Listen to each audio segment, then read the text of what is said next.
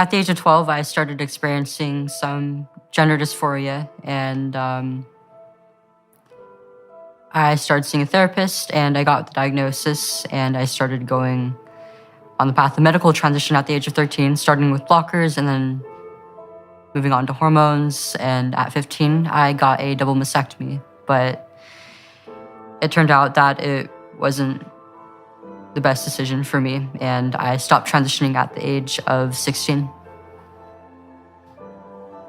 Okay, so let's go back to when you were 12.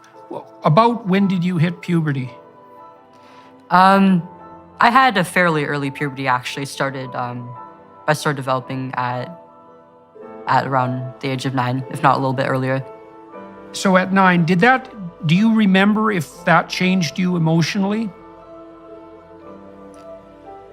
Yeah, it did. It was really difficult for me, actually. So boys and girls before puberty experience approximately the same levels of negative emotion. So that would be primarily anxiety and emotional pain, or even sometimes susceptibility to physical pain. And emotions like frustration and disappointment and shame and guilt and self-consciousness are all part of that, what would you call it, network of negative emotion. Now, what happens to girls when they hit puberty, and no one knows exactly why this is that their negative emotion levels go up. And so that on average, women, biologically mature women, are more sensitive to negative emotion than biologically mature men. And that kicks in at puberty. Now, there's a variety of explanations for that, but no one knows for certain. And here's some of them. Okay, so first of all, sexual dimorphism and physical strength really emerges at puberty. So boys and girls are pretty evenly matched physically, but once puberty kicks in, boys are taller, stronger, heavier, and they're much stronger in terms of upper body strength. So women are at a disadvantage physically in relationship to anything that might have to do with physical combat. And so on those grounds, it makes sense for women to be somewhat more sensitive to threat. Okay, so then another explanation is that women are more vulnerable sexually than men because they bear a much higher cost for reproduction, obviously, with pregnancy and protracted dependence of infants. And so they're more vulnerable on the sexual front, so it makes sense for them to be more sensitive to any threat that's associated with sexual activity. And then the third explanation, and there may be more, is that women are charged, generally speaking, with the primary responsibility for infants, and infants are extremely dependent and vulnerable. And so you could make a case that adult women's nervous systems are actually adapted for the mother-child dyad and not for the, say, emotional well-being of the individual woman. And a woman needs to be threat sensitive because she's going to be taking care of infants and extremely dependent children, and it makes sense for her to be more cognizant of threats as a consequence, even though the negative consequence of that for women and all of this is that women are much more likely to suffer from depression and anxiety than men. Cross-culturally, it's between 3 to 1 and 5 to 1. Now, men have their associated pathologies. Men are more likely to be antisocial, for example, and to abuse alcohol. But women predominate on the negative emotion side. So it's very common for young women to experience high levels of negative emotion and for those emotions to be focused on their body. Because another thing that's characteristic of female negative emotion is that the self-consciousness associated with that tends to focus very particularly on body shame and self-consciousness. And that might be because women are evaluated more rigorously on the basis of their physical appearance than men.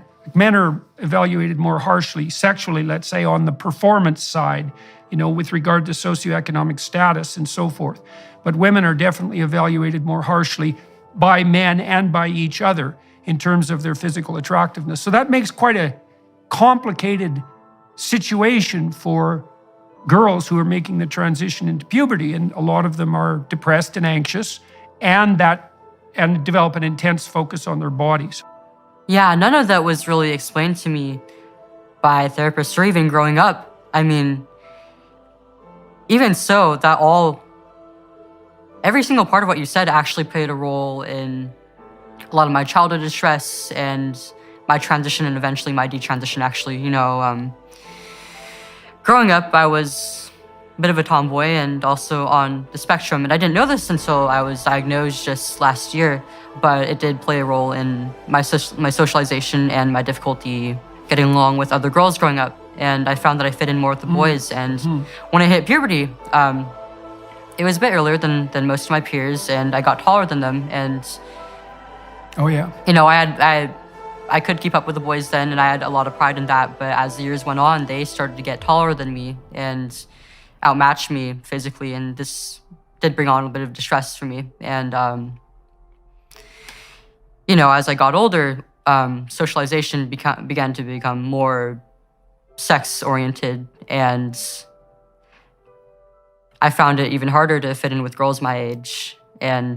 But at the same time, I was also starting to notice there was a divide between me and boys in several ways. And there was a lot of loneliness for me, because on one hand, I didn't really feel like I was one of the girls, but on the other hand, I was losing my connection with some of my friends who I was close with and really, really cared about. And I also had some body image issues growing up as well. I also liked having my hair short, and because of all this, I felt like, if anything, I didn't really look like a girl at all. I didn't look like the other girls my age, and I felt like I just wasn't pretty, and that I would never really have any worth as a woman. So the biggest reliable difference that's been documented between males and females, and this becomes even larger in egalitarian societies, by the way, is orientation of interest. So women are higher in negative emotion, and they're more agreeable, and agreeableness is both compassion and politeness. And although the difference between men and women isn't massive, it's significant, and it also maximizes in egalitarian society. So it looks like it's biological. But the biggest difference is in interest. And boys, males, are more reliably interested in things, and girls, females, are more reliably interested in people. But the fact that you were on the spectrum, let's say, and more interested in things is going to make it more difficult for you to communicate with girls, because girls are reliably more interested in people. And then on the image front, this ties in with the idea of self-consciousness. So if you're on stage and you're talking to people and you become aware of yourself, tends to make you nervous and sweat and to become uncomfortable, to experience high levels of negative emotion. And self-consciousness itself looks like a manifestation of negative emotion. They're incredibly tightly linked statistically, almost indistinguishable from one another.